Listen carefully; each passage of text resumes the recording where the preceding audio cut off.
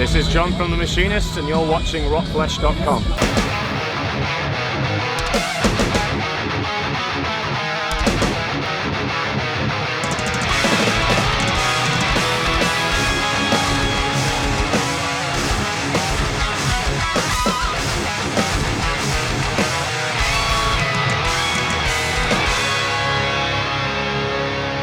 So, back at Bloodstock once again, and we've got John from Machinist! Woo! So, you guys, what, you opened? Did you open? We opened the new Blood stage, yes. How did it go?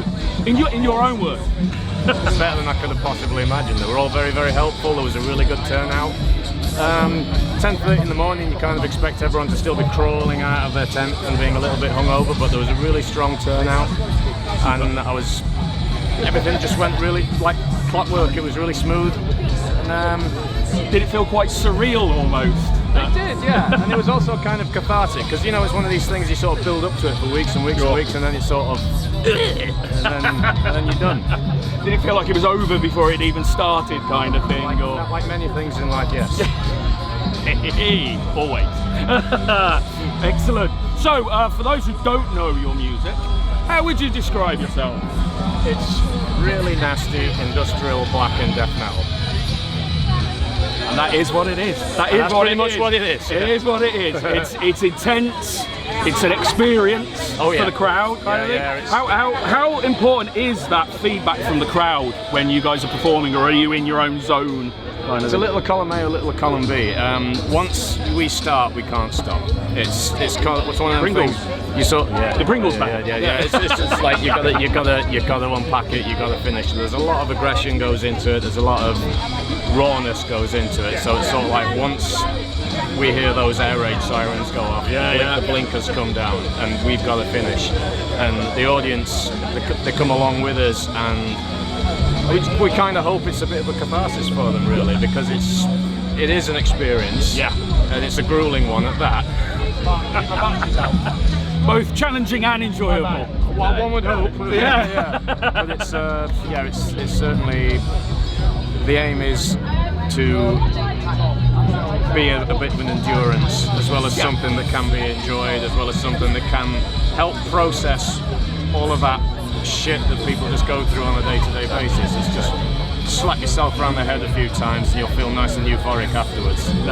So I'm guessing the writing process and then bringing it to live is all part of the cathartic process. Yeah. It's all everything just goes into it. Man. It's all like, although it's kind of, the sound is kind of rooted in black metal and stuff like that, and death metal, obviously. There's none of that sort of like, I don't know, there's nothing, there's an element of sort of like almost unreality to a lot of black metal, you know, there's rooted in things like Satanism and stuff like that, and there's none of that with us. It's just basically just the human experience. It's just the musical style rather than the lyrical content or the meaning. So like, it's sort of like 99% of everything's terrible and 1% is worth everything else for. And that's kind of what it's about. That's the bit that matters. That's the bit that matters. That's just life in general, really. It's all like, you know. How good does it feel then when you write a song, bring it out, and almost like throw it out to the crowd? Does it mean that almost the experience that you've had from writing the song changes when you're putting it out to a crowd? Sometimes it does. I mean, like there's quite a bit of melody in there, because, you know, you got to take the rough with the smooth, just like day to day life, and it is sort of like good to see the crowd react to those parts, because there are sort of like smooth bits in the middle of all that rough, and it's good to have that contrast. And when you do sort of batter an audience for like half an hour straight, and then you go into a nice melodic chorus, everyone just basically opens up, and that's really good to see that reaction. That light and dark element. That's what keeps the music interesting, you know? It does open it up. You can see the audience react to that when that happens. It's sort of like excellent. So let's do some more silly questions. Okay. So a question we often ask: if the Machinist were to be a drink, alcoholic or non-alcoholic, what drink would it be and why? Oh, probably be absinthe, I think. because it's just really fucking strong. with or without the sugar cube? With or without. Probably without. Probably without. Neat. Not even watered down. Once again, an experience, an intense experience. Yeah, exactly, brilliant. Okay, if you were to do a festival, much like Bloodstock, where would you put yourselves on the bill, and who else would you have headlining it? Oh my word. Funnily enough, there's actually quite a few sort of like bucket listers today. Yeah. That I really want to see. There's Emperor, and for me personally, Nail Bomb. That's the bucket list experience for me. Yeah. So I don't know where I'd put myself on the bill, but I would definitely have one of those two headlining. Because Nail Bomb for me. Yeah. As you say, bucket list band. If there was to be a biopic of the band, so a film of the band, who would you have play you? Oh my word. You know what? No idea. I'd say Tom Waits. Just because he's nothing like me, it'd be great. It's perfect. Once we had someone like, say, Scarlett Johansson, when it was like, just like someone like me, basically. It was a weird casting choice, that's all I'm going to say. Cool, so what can we expect from you guys over the next 12 months?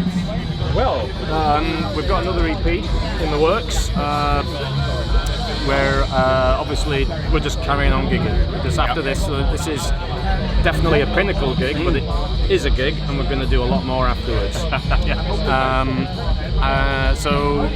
We're just going to keep hitting the road, keep grinding. We've got an EP, as I say, coming out.